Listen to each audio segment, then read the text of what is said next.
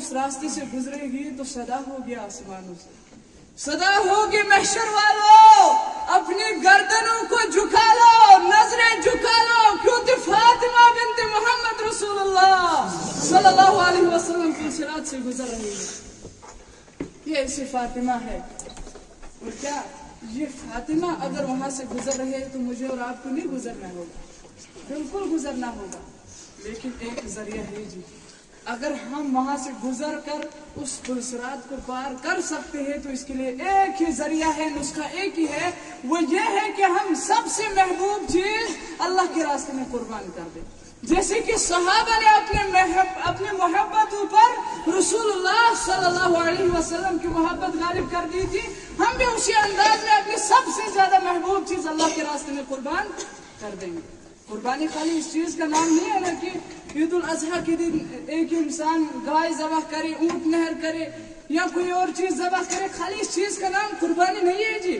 قربانی اس چیز کا نام بھی ہے کہ سب سے زیادہ محبوب چیز اللہ کے راستے میں قربان کر دینا،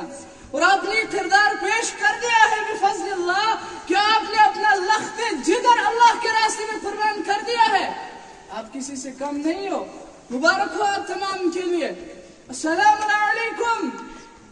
آپ بھی کسی سے کم تر نہیں ہو، آپ اپنے آپ کو حقیرانہ انداز میں نہ دیکھیں، بھلا ہی آپ کے پاس کھانا نہ ہو، بھلا ہی آپ کے پاس پینا نہ ہو، بھلا ہی آپ کے پاس ایک وقت کی روٹی نہ ہو، لیکن آپ کو جو رب نے سب سے بڑی نعمت عطا کی تھی، آپ نے اسی نعمت کو اللہ کے راستے میں قربان کر دیا ہے۔ کیا یہ بچہ آپ کو جہاں پر ایک وقت کی روٹی نہیں ملتی، اگر آپ اس کو کام پہ بھیج دیتے، کیا آپ کو اس جگہ یہ دوگرا عطا نہیں کروا سکتا تھا؟ بالکل، لیکن آپ نے یہ کردار پیش کیا کہ مجھے بھوکا رہنا گوارا ہے، ایک سبزی پر گزارا کر لوں گا، لیکن وہ تعلیم دوں گا اپنے بچے یا بچے کو جس تعلیم کے بارے میں بیان فرمایا محمد رسول اللہ صلی اللہ علیہ وسلم نے، خیرکم من تعلم القرآن وعلمہ، کہ تم میں سب سے بہترین انسان اگر ہے تو وہ انسان ہے جس نے قرآن کو سیکھا، اللہ کے دین کو سیکھا، پھر اسے دوسروں تک پہنچایا۔ لہذا آپ کا زیادہ وقت نہ لیتے ہوئے میں اس کے بعد